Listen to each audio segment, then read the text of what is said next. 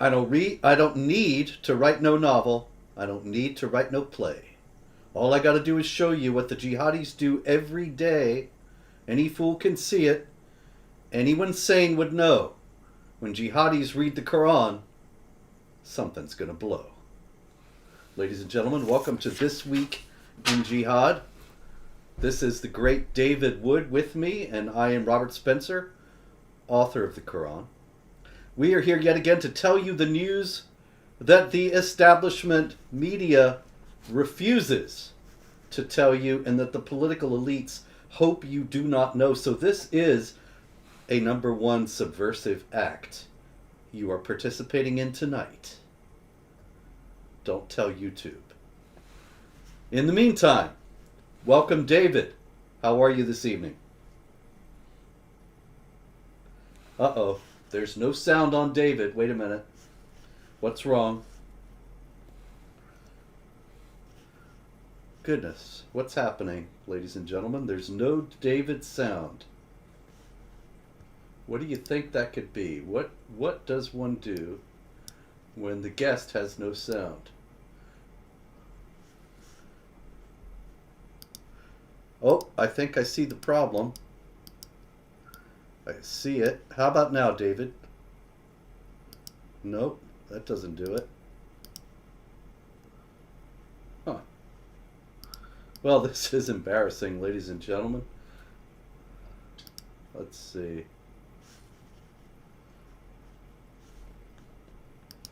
David, are you here?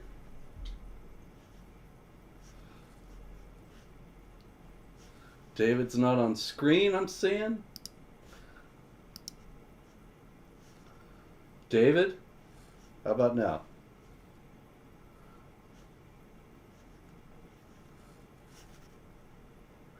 What on earth do you think is the problem, ladies and gentlemen? Anybody got any ideas?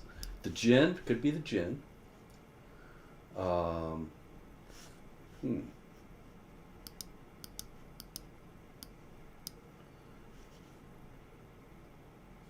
Well, yeah, David seems to be here, but people are saying he's not on screen, and I can't hear him.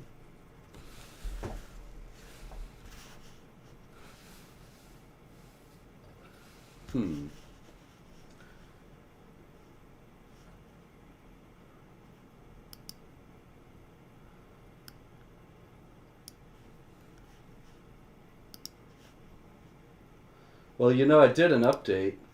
David, how about now? No? I did an update on this program, and this is what I get.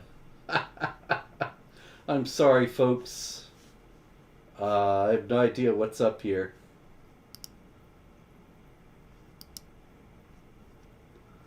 Yep, there you go. Oh, I hit some button, I don't know. Sorry about that, ladies and gentlemen. Anybody still here?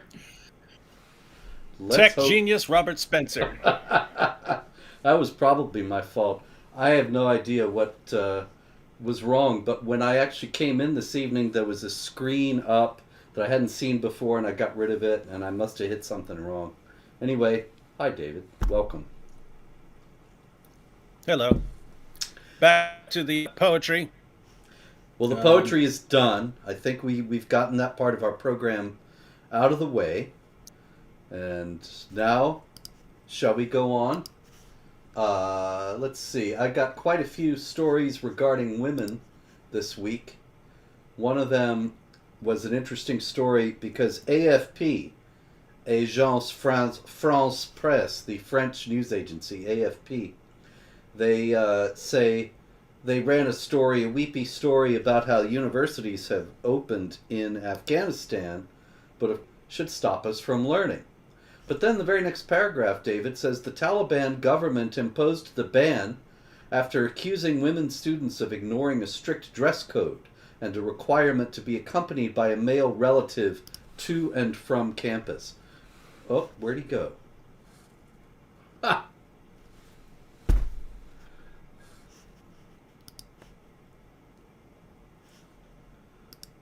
David, how are you? David, can you hear me?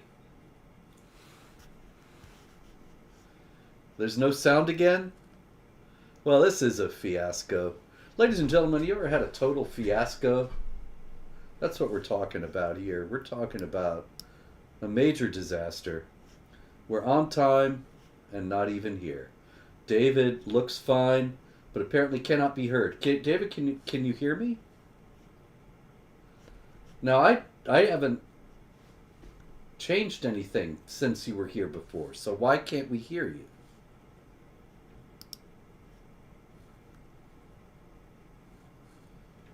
You not hear me at all? Now I can. Can you hear me? Yeah, I hear you. I don't know what's going on. It's the gin. Yeah, my internet connection says it's blazing fast, so something in between us is causing a problem. But yeah, if for some reason I fade out, just roll with it. Looks like I'm back in here and there. So Well, David, you know that my connection is not so good out here in the sticks, and we'll do what we can. Meanwhile, do you still have that number for gin problems from Detroit? yeah, that was in Dearborn. It was gin busters. It was the real thing. It's a buster signs. You got a problem with gin, you call these guys up, and they're actually like a group of Muslim Ghostbusters who show up and bust gin for you. Fantastic. If you can get me that number, maybe we can solve these problems. But in the meantime, what I was asking you was Afghanistan. Their people saying this is what they're doing is un-Islamic. Taliban, meanwhile, is saying, wait a minute, you can't go out without a male guardian, and that's why you're barred from university. Now, is this male guardian business, does that have anything to do with Islam? Or are they misunderstanding the religion of peace and gender equality? Yeah, see, I mean, Muhammad laid down everything as completely equal. So men can marry four wives, wives can obviously marry four husbands. Guy can beat his wife, can obviously beat her husband. So yeah, it's complete equality, but people misunderstand the religion. You know that. Yeah, all the time. So, in any case, the point being that unfortunately the Taliban does indeed have an Islamic basis for what it's doing. I'm not saying it's the only understanding of the teachings on the education of women, but to just dismiss what they're doing as un-Islamic is not only naive, but fosters complacency. Meanwhile, in the Islamic Republic of Iran, we talked about this last week, David, there are more and more poisonings. There have now been more than 80 girls' schools targeted in chemical attacks. Many girls have been hospitalized. Many have been sickened. And so it seems as if in Iran, as well as in Afghanistan, among communities overwhelmingly Muslim, Muslims are getting this misunderstanding that women should not be educated and are targeting girls' schools. Now that's strange if it's completely un-Islamic. It's even stranger in light of the fact that in the Islamic Republic of Iran, it doesn't seem to have, at least as far as we know, and of course what we know is sketchy, but it seems as if it's not being done by the government, although the government certainly approves of it because it's punishing these girls who were protesting against the hijab, but it seems to be Islamic groups that are against female education. And the super weird thing is that it doesn't seem to be a Sunni or Shia thing. Right? Yes. It's not some weird Sunni or Shia thing. You've got Sunnis and Shias both thinking, hey, we've got a problem with these girls. We need to block their education. And if all else fails, just start killing or poisoning girls in school. And I mean, Taliban's been doing that for a while, gunning down, blowing up schools and gunning down girls outside schools and stuff like that. And around now poisoning them. But it got to be something strange about an ideology that says, hey, when anything else goes wrong, just start attacking schoolgirls.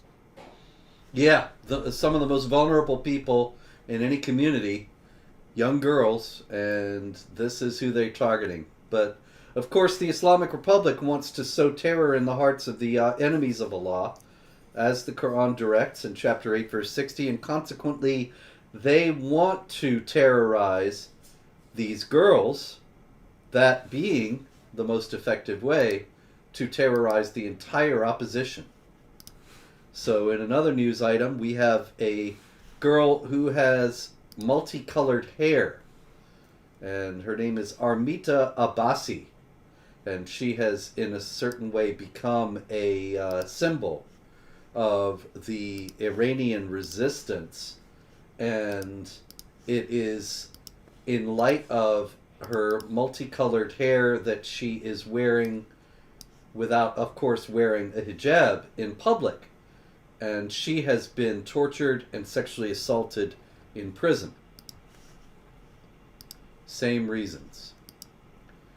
Meanwhile, in Germany, strange case out of Germany, David, a 73-year-old woman was robbed and, in the course of the robbery, raped by a Muslim migrant from Libya. Now, why on earth would he do something like that?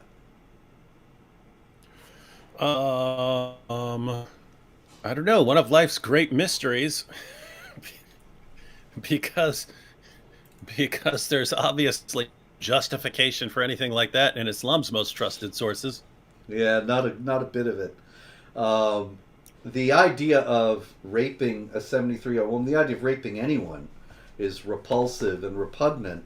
But raping a 73-year-old woman, it's a whole other thing, because the whole idea is, once again, to strike terror, not only in the woman, but in the people around her, in the infidels in general, and to show that Islam dominates and does not have any respect for the mores of the infidels, who are the most vile of created beings. Meanwhile, in the UK, yes, David. Oh yeah, I just wanted to. It's good to keep a running tally of the things we learn about Islam. So we've got, in multiple countries, if anything goes wrong, start attack schoolgirls, poisoning them, shooting them, blowing them up, whatever you have to do. But just start going after schoolgirls until everyone is so freaked out that they'll stop what they're doing. And then elsewhere, it's rape old ladies, if all else fails. Mm-hmm. Got to send a message, and do so. You do so by raping old ladies. Notice, you got the grooming gang. So you got rape old ladies, rape young girls, rape everyone. Just keep raping and poisoning and blow up schoolgirls. So far, that's what we know about the ideology so far, just from the first few minutes of this week. And now I got another one, in the same vein, I'm afraid, and that is coming out of the UK. Mohammed Tarus Khan. Allegedly, he's on trial, actually, so the allegations are being investigated as we speak. He stabbed his niece, Somaya Begum, to death with a metal spike. She had been forced, or her father, Mohammed Tarus Khan's brother, had tried to force her to marry her cousin, and she had refused. So the uncle, Mohammed Tarus Khan, murdered her, stabbed her with this 11 centimeter long bradal tool, which is a sharpened metal woodwork implement, and then he put her in a garbage bag and took her out, threw her in a dump, said that he was questioned, he was asked what he was doing, and he said he had some garbage and was disposing of it. But it was actually the body of his 20-year-old niece, who had refused the arranged marriage. Now, what is that? What would lead an uncle to behave in such a way toward his beloved niece? Notice how many insanely creepy things you've got going on there. You've got the one, marrying, you got to marry your cousin. Two, you got the arranged marriage, and you have to agree to it. And then three, of course, you've got this idea that if you are not doing what you're told, you're bad, you're un-Islamic, and therefore we'll put you in the non-Muslim category and just go ahead and kill you. And like any one of, I mean, if this only happened once, Robert, I think we could say, oh, maybe that was a fluke. But since this keeps happening over and over and over again, any one of those things should be raising red flags. Any one of those. If you just find out, the prevalence of cousin marriage, that should be raising some flags. If you find out about, these forced marriages, that should be raising some flags. And if you find out, oh, anytime this girl says no, I don't want to marry my cousin, and they have to kill her, you might want to be looking into the ideology, but that would be Islamophobic. So we'll just keep letting it happen forever, apparently. Yes.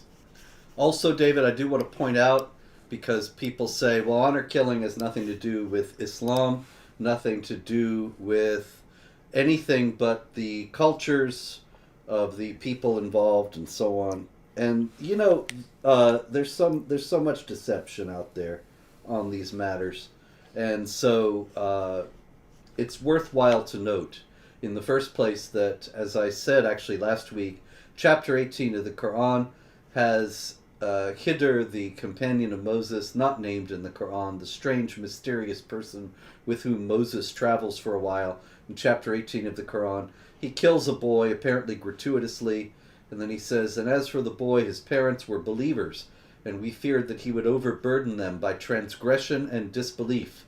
So we intended that their Lord should substitute for them one better than him, in purity and nearer to mercy. So there you are in the Quran.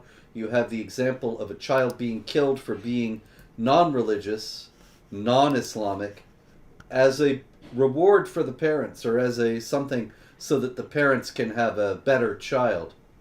Also, Islamic law stipulates, according to the Sunni, the Shafi'i manual, Reliance of the Traveler, retaliation is obligatory against anyone who kills a human being purely intentionally and without right.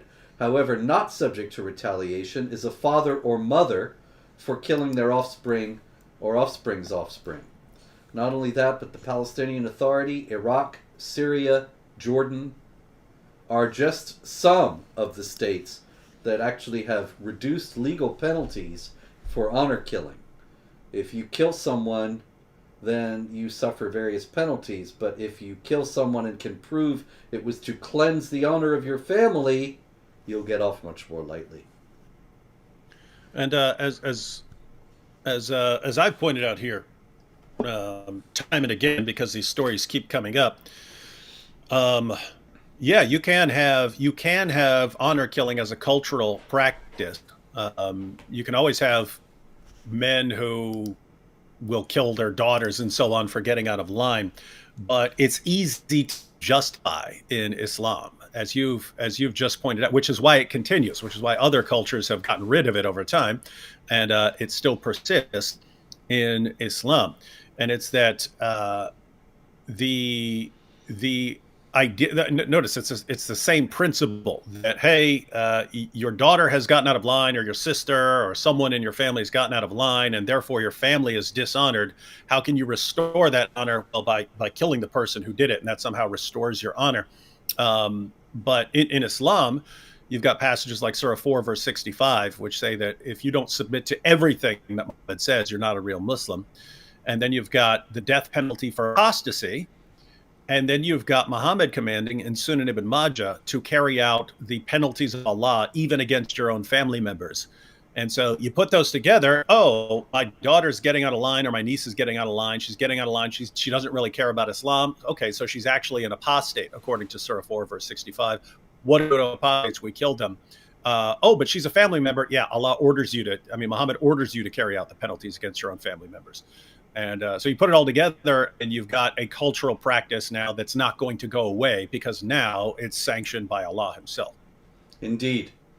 There's a lady, Christian Hijab, in the comments asking, where's that passage from the Quran that I noted about the boy being killed by Moses' companion for not being pious. That's chapter 18, verses 80 and 81. Anyway, also in France, David, always a rich vein, we have Abdoulaye D, who is 53 years old, and he lured girls ages 9 and 11 to his home, ages 9 to 11, rather, to his home, said he had a guinea pig. that he wanted to show them, and they were interested. And then he ended up sexually assaulting these children who were between 9 and 11. He's also suspected of raping a 14-year-old girl. When he was arrested, Abdullahi said he was teaching the girls the Quran. Well, in a way, he was. But surely the Quran does not allow such behavior, David. Surely it does. So you've got all kinds of practices there. So you've got, Surah 65, verse 4, which justifies marrying, having sex with, and divorcing prepubescent girls. So girls all before they've reached the age of puberty. And then, of course, you've got all these, passages about taking the unbelievers, the unbelieving girls as your sex slaves and so on. And so it's just you jumble this all together, and it's just, hey, I can kind of do what I want against these other people. Indeed. And, pretty sick. All right, so that is our stories about women for this week. We've got quite a lot of jihad of other kinds as well. Also in France, David, a Muslim produced a hammer and brandished it in front of a passerby, threatening her rather, and then 3 policemen showed up and he threatened to kill them, said he wanted to die a martyr. He was screaming a certain phrase all the while. And I was wondering if you might be interested in hazarding a guess as to what this phrase might be. It's either peace and love or Allahu Akbar. David, you're right. It's peace and love that he was screaming. No, he was seriously screaming Allahu Akbar, and he was sentenced to 2 years in prison. Not only that, but he has 25 prior convictions. So here's a guy, he's got 25 prior convictions. He's got a knife, a hammer rather, and he's screaming Allahu Akbar. He's saying he wants to die a martyr, and he gets 2 years. That's France, 2023. Of course they gave him 2 years. They couldn't find a motive. That's right. You're kidding. But let's skip over to Sweden for a minute.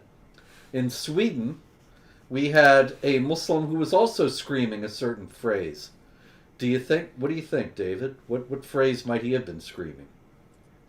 I'm going to stick with the classic option of either peace and love or Allahu Akbar. Once again, oddly enough, it was Allahu Akbar. An amazing coincidence here. And we have 10-year-old girl he stabbed in the stomach. And sure enough, the news story out of Samnet says, Samnet is a Swedish newspaper, says the reason for the assault is still unclear. Now, you would think that they would be able to tell from that Allahu Akbar cry, but no. In France, once again, yes? Can't trust reality. Well, these guys, when they say that the motive's unclear, it's because they don't know anything about jihad. They don't even recognize that there is such a thing as jihad. They don't believe it exists. And consequently, they have to say they don't know what the motive is, or the guy's mentally ill, because they simply have no other explanation. They've already ruled reality out. It's as if you were in World War II, and you said, well, the one thing we know is that there are no Nazis Nazis are peaceful and tolerant, and so there are no Nazis invading Poland. And so when the Nazis invade Poland, you have to think, well, these people must all be mentally ill, or they must all be something else, but they're not Nazis invading Poland because of National Socialism. That doesn't exist. And Yeah, I mean, they force themselves into thinking this because once you've ruled out Islam as a source of the problem, it has to be something else. It absolutely has to be. Even if the person going on the killing spree doesn't realize what the real issue is, even if he thinks he's doing it for us, it has to be something else because it can't be the religion of peace. Yes. And therefore, even if someone is quoting chapter and verse of passages which are ordering him to do this, it has to be something else. And that's why they have to continue searching for a motive, no matter what the person says. It can't possibly be what he's saying. It must have been, climate change, or it must be his economic situation. It has to be something else. It must be the West disrespecting his country. It has to be something else. It has to be. Indeed. Also in France, we have yet an individual who is screaming. What is he screaming, you think? I'll just go with Allahu Akbar.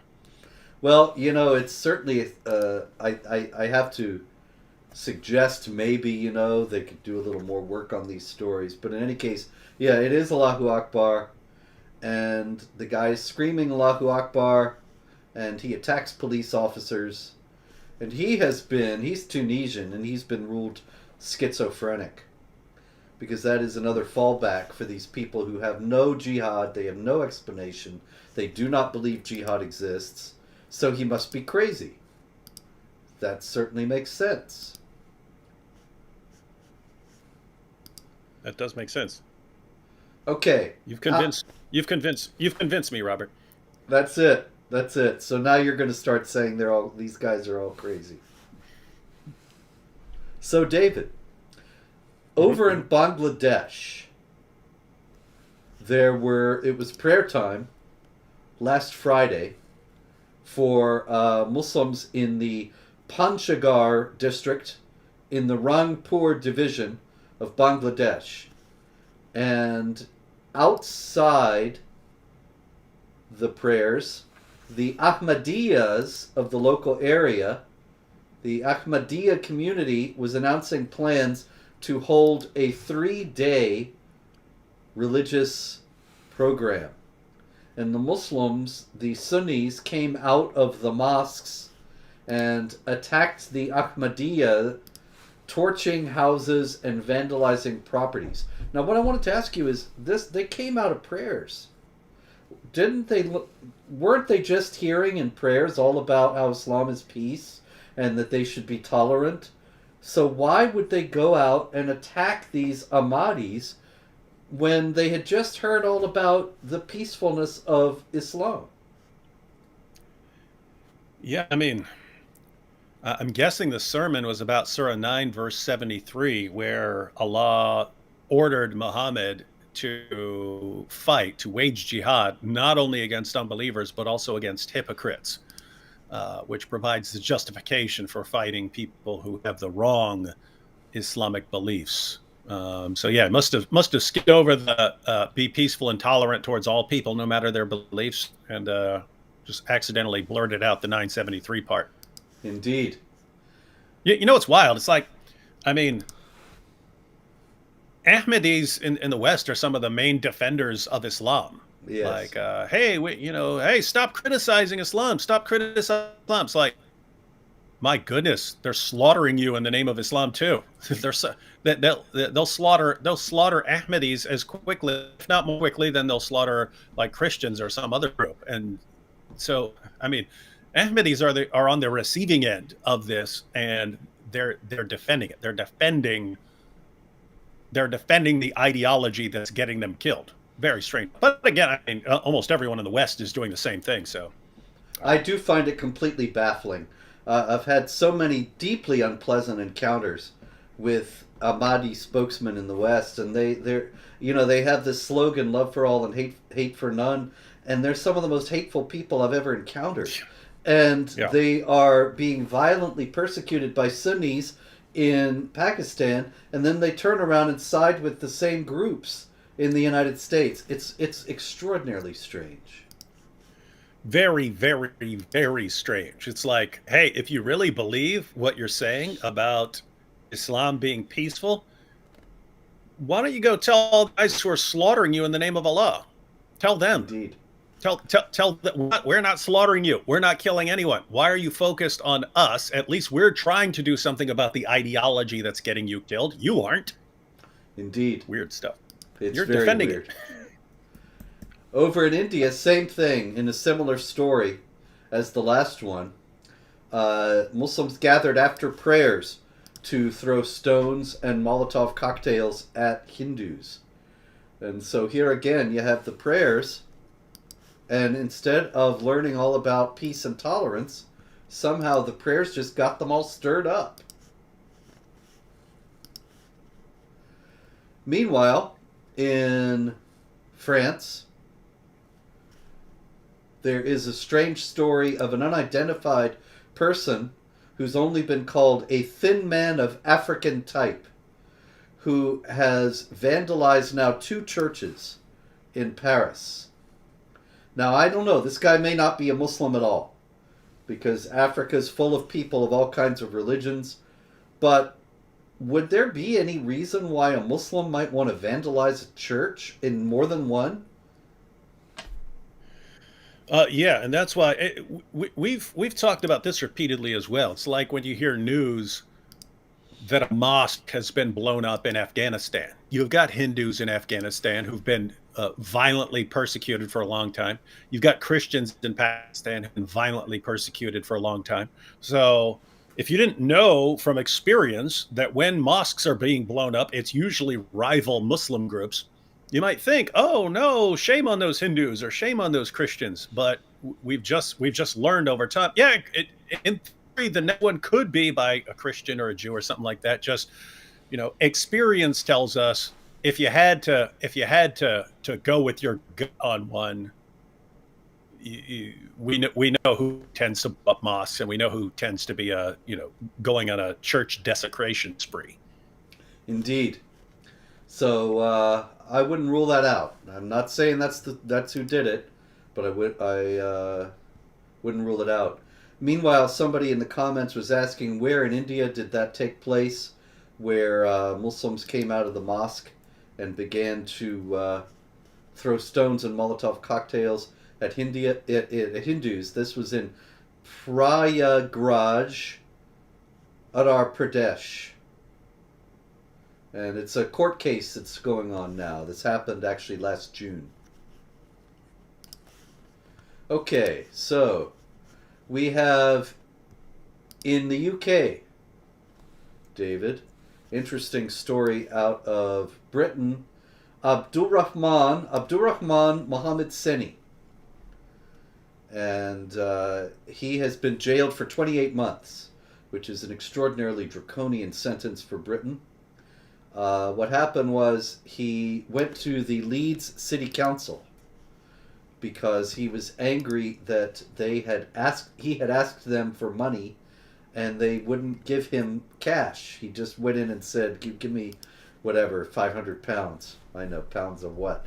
And they sent him off. So he went back and he tried to torch the building because he was angry about not being given handouts. Now, why on earth would he have the idea that the infidel government of Leeds owed him a living? Where would he get that idea, David? That's the entire idea behind jizya, is that people who are inferior to you need to pay you money in acknowledgement of their inferior status. And if they don't, you just prize them until they do. And then they eventually pay you money in order to avoid the instability. And it's crazy. You could probably get a bunch of these guys and just say, "Okay, guys, we're gonna pay you regularly, not to do all the stuff you're doing to us." And they probably, okay, as long as those checks are coming in, we'll be nice. Yep. Very much so. Meanwhile, in Pakistan, a Sufi. We got a Sufi, David. Pakistani Sufi leader Maulana Dr. Muhammad Suleiman And he has been caught on video saying, and I quote, "Allah forgive me, these Sikhs are so dirty. We only have a beard. We will convert these Sikhs to Islam one day. We have a complete plan ready. Don't spread this, but we will convert Sikhs to Islam." I think it's being spread. Oopsie. So, why would he think Sikhs are dirty? Where would he get that idea? I mean, I mean, Christians and Jews are we're people of the book, and we're called najis, right? That's Surah 9, verse 28. That's najis. It means we're filthy, we're disgusting. So, other groups are worse than us. They're more disgusting than us. Yep. So there you go. Also in India, we have here, what's this fella's name? Badruddin Ajmal. And he was addressing a public meeting not long ago. He says, after 20 years, India will be governed by boys and girls belonging to the Muslim community. Now, why would somebody say this, when he's living in a pluralistic society and Islam is tolerant and peaceful? Why would he get the idea that it was necessary for him to affirm that within 20 years India will be under Islamic rule? The goal is always to violently subjugate the world. And even though you have had Muslim rulers who tolerated Hindus at certain points in a manner, treating them like they're people of the book, at the end of the day, it's Christians and Jews who have the opportunity to remain, in theory at least, to remain Christians and Jews and not attacked, as long as we're acknowledging our inferior status and paying jizya. But Hindus, according to Islam, Hindus have no such protection, and so they are supposed to be given the option: convert or die. Indeed. Okay. Shall we move on? We got a few stupid infidels this week, David. There's always stupid infidels. There are always stupid infidels, and there are always quite a lot of them in Britain. And so, in Britain, hey, it's my pal Subdeacon Nectarios. Hello, Subdeacon Nectarios. Anyway, there you have it. Thanks for coming by. Good to see you. Anyway, in Britain, we have the ongoing drama of Shamima Begum. Shamima Begum being the ISIS bride when she was, I believe it was 15 years old or 14 years old. She snuck out of Britain, went to join ISIS. She married several Islamic State fighters in succession. After one by one they were killed. She participated in their atrocities. She has been barred from returning to Britain. She has appealed. She was refused again. She then tried her case in the media. The BBC, always obliging when it comes to jihadis, put up a 10-part podcast calling for her to be allowed to return to Britain. None of that worked. And so now she has been, her cause, that is, has been taken up by Jonathan Hall, who is the reviewer of terrorism legislation for the British government. And he wants Shamima Begum to return to the UK. And the UK's Express newspaper says that she's in a vulnerable position, as ISIS could attack the camp where she lives. Now, why is it... Okay, JD says it's not Begum, it's Begum. We have to say it right, David. It's Begum. Shamima Begum. And Shamima Begum, she wants to return to Britain. And you know, I believe that she wants to return because she might have an ulterior motive.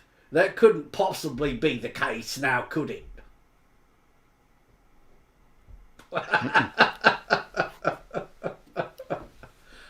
No.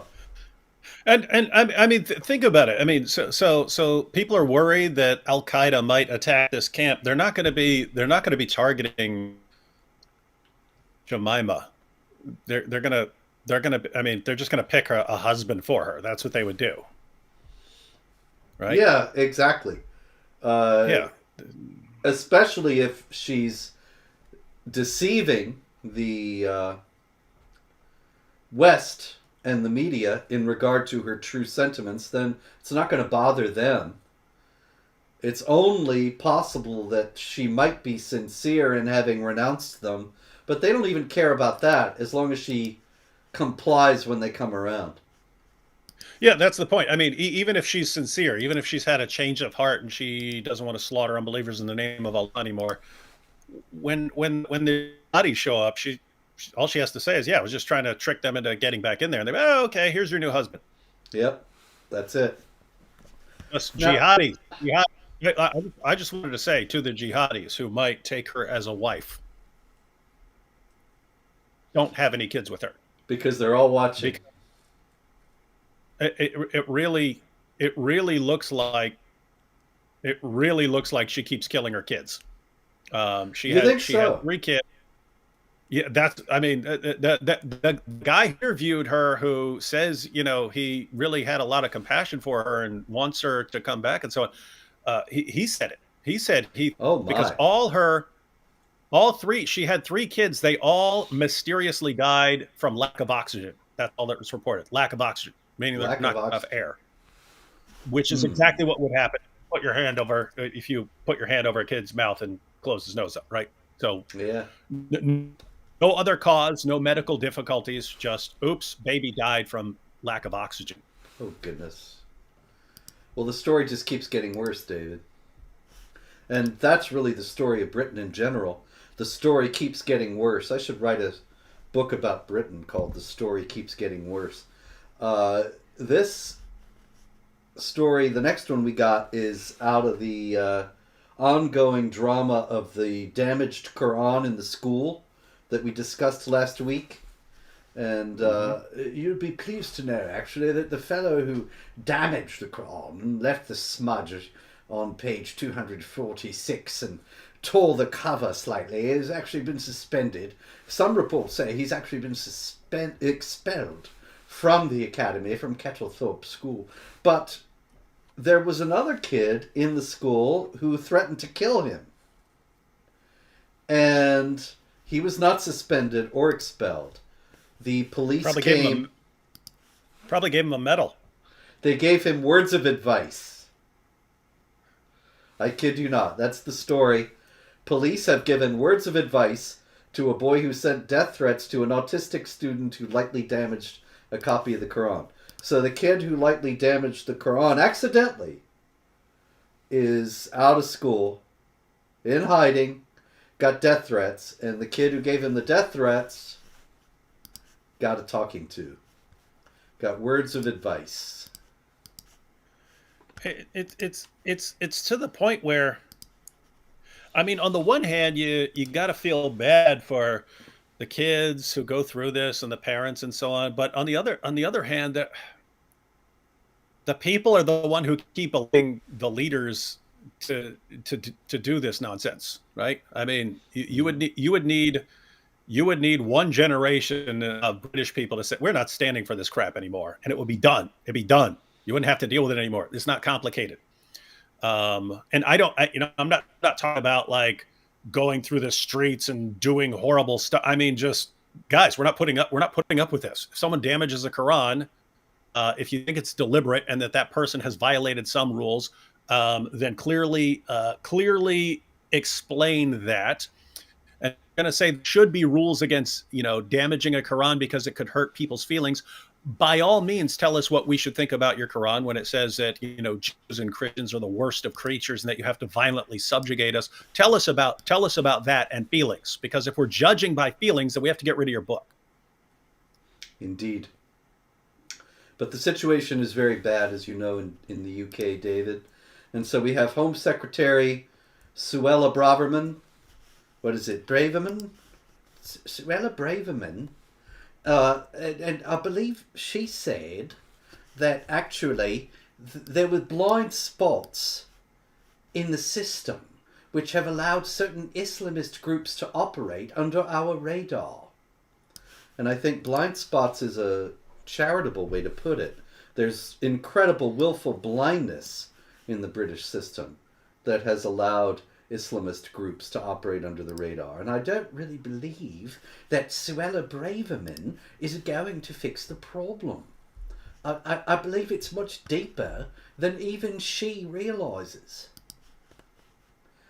And in line with that, we also have out of the UK, David, the revelations that MI5, the spy service, had intelligence about Salman Abedi, the Manchester Jihad bomber who killed 22 people at an Ariana Grande concert in a few years back.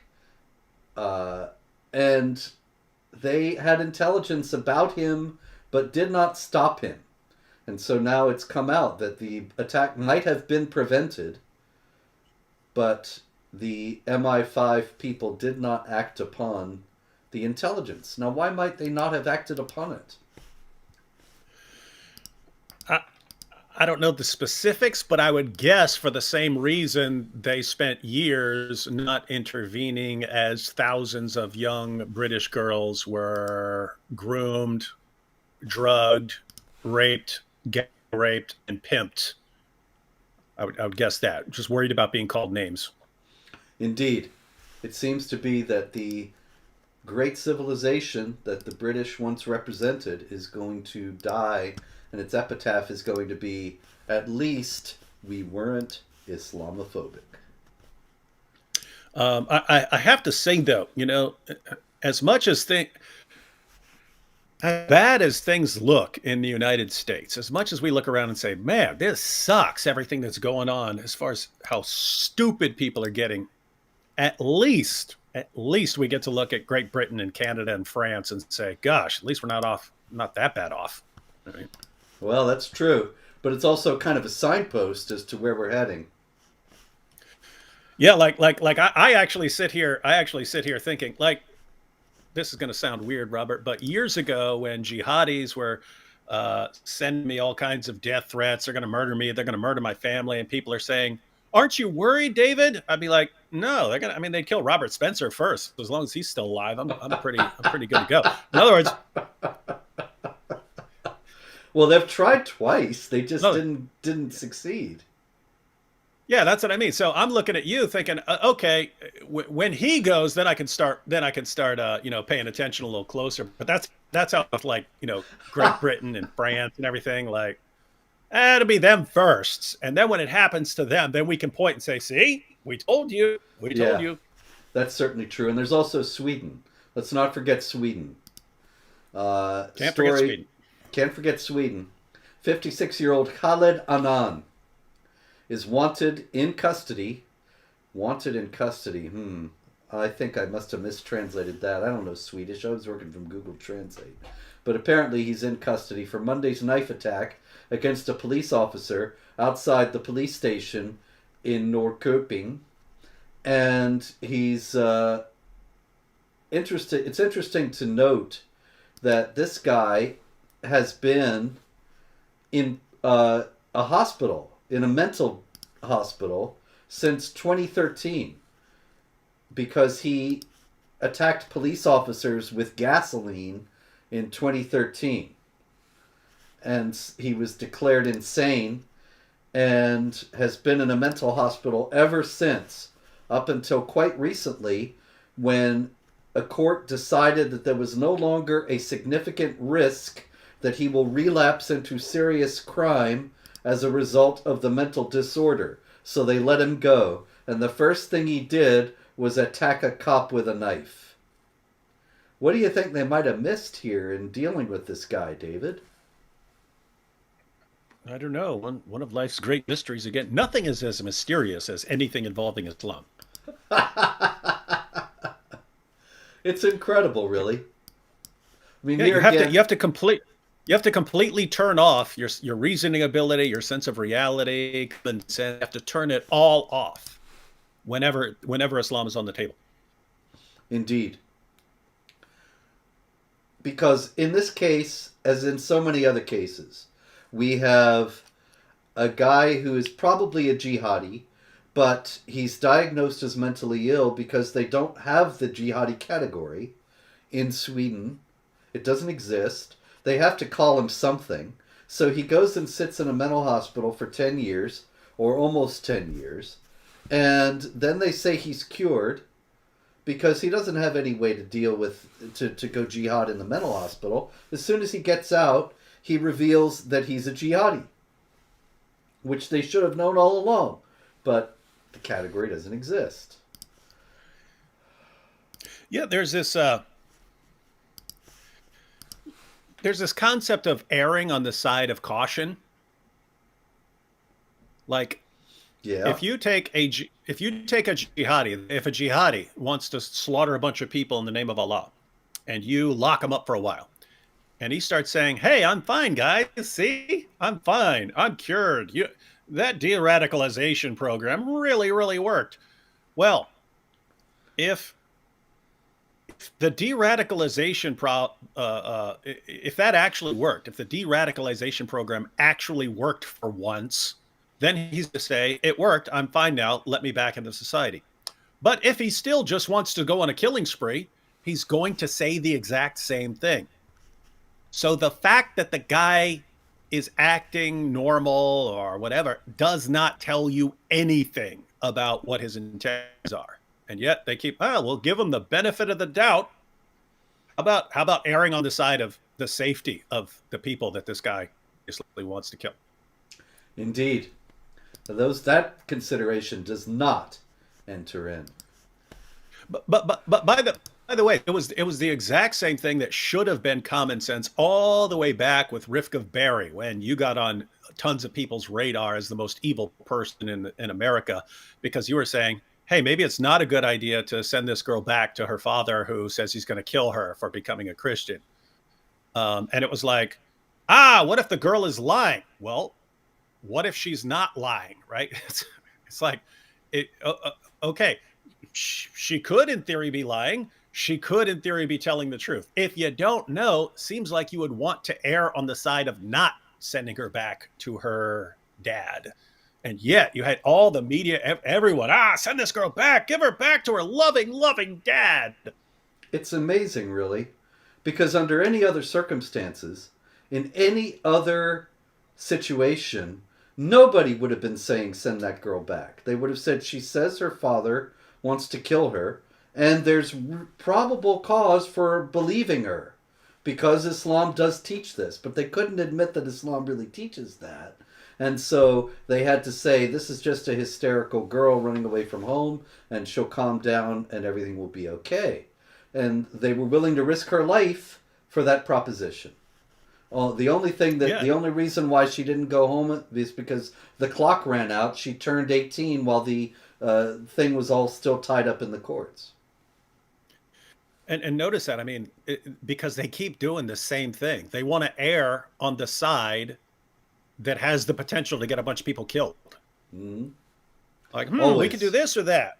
We can do this or that. This one, if we're wrong, gets a bunch of people killed. I know, let's do that.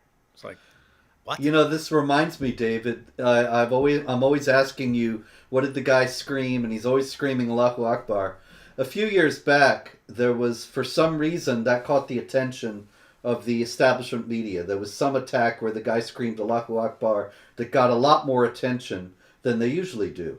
And so CNN and the New York Times and one of the other ones, they all ran pieces about how Allahu Akbar is this beautiful cry of faith in God. Yeah. And the CNN one actually said, so if you are in a crowded public place and you hear someone yell Allahu Akbar, don't be alarmed.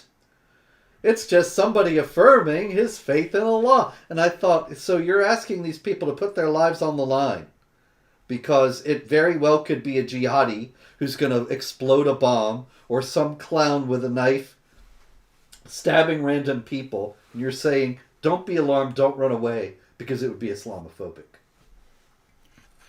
Should have tested that theory. Wait until that reporter was walking around and... Yeah, Start screamed it. started a phone rec- start a phone recording, then yell Allahu Akbar, and then watch this person hit the deck. You liar! Hey, I got one in connection with that. Um, there's a big scandal in the European Union because it turns out that a large number of socialist politicians, many of whom are members of the European Parliament, are on the payroll of Qatar. And as such, they are voting for and sometimes even sponsoring legislation in terms of mass migration and other issues that favors Qatar and its allies. And Qatar, of course, being a center of the Muslim Brotherhood, this is a matter of some concern. But it also made me wonder if it's not just 100 politicians, but also the media, and that would explain a lot in terms of why they are always on the side of jihad and endangering people in connection with it. Anyway, one more out of the Council on American Islamic Relations, our dear friends. They have launched a petition. We have talked about related things in regard to this before, where there is a very, very close alliance between the Western left and Islamic groups and groups that are even in favor of jihad violence. And now that alliance is breaking down. And it's because of, in Michigan, in this particular case, an LGBTQ rights bill, and the Council on American Islamic Relations is coming out against it. Now, I am not, by this mentioning this, I have to emphasize, I'm not in favor of this bill. I'm not talking about that at all. I am noting that the leftist Islamic alliance is breaking down over the left's increasingly radical vision of imposing its view of sexual morality or lack thereof on the rest of us. And that this is something that is giving some people on the right a lot of hope because they think, oh, now we'll ally with the Islamic groups. Why might that be a foolish hope, David? Any sort of alliances like this are temporary. The only way, and it would come at a cost, right? It would be, hey, we'll align with you, but you have to sort of control people speaking against Islam. You have to defend Muhammad. You have to defend the Quran as part of our agreement. And lots of people I mean, there are plenty of people on the right who would agree to that because they're more concerned about, wokeism and LGBTQ stuff. So there are people who would love to align with Muslims, get Muslims on their side. They obviously don't know much about Islam if they think that's a good long-term plan, because at the end of the day, there are multiple competing groups who want to control us, who want complete control over us, who want to control everything we say and so on. So it just doesn't make a lot of sense to say, hey, let's align with this group that wants to control us so we can worry about this other group that wants to control everyone. So it's a rough situation in that there are, I've seen them. There are Muslims who are saying, hey, we need to switch sides in this and form alliances for the sake of our kids. But, well, you've got an ideology that calls for a violent subjugation. So count me out of any alliances you've got there. Indeed. Then this is what people really don't understand here again, because they don't study what Islam actually teaches. And there has been 20 years of propaganda now telling them that to study what Islam teaches and speak honestly about it is somehow wrong, Islamophobic, and does not take full account, or does not take into account sufficiently the fact that there are some Muslims out there who are just genuinely nice guys. And of course there are. We all know them.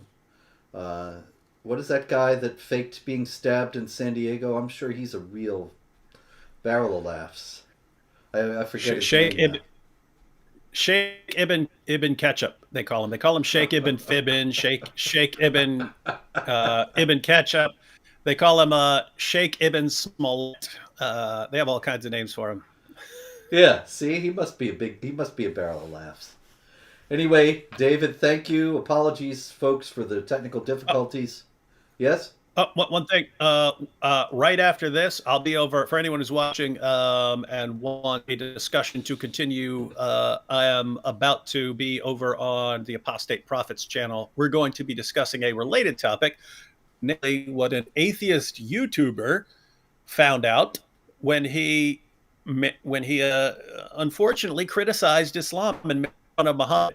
And obviously, he's going to be greeted with peaceful calls not to do that. But Fascinating. Who's the atheist YouTuber? he goes by Destiny. His name is Destiny. I don't know what his real Oh, name I is, keep but hearing about Destiny. I don't know who this is. oh, you might want to check out his Twitter page because he's actually funny. He has the same personality type as you, me, and the Apostate Prophet, namely that the threats and insults tend to work with a lot of people, but with some people they have the opposite effect, and then like people start criticizing him. So this guy's been when they started threatening him, he just went off and started making fun of Muhammad, which is a Oh, good okay. approach. Well, we'll see Thumbs up how on it that one. works out. Anyway, I don't know if you can see that, but the apostate prophet is here. Says, dude, get off the stream. You're supposed to go live with me now. So, without further ado, ladies and gentlemen, thank you. If there's any jihad, we'll be back next week, God willing.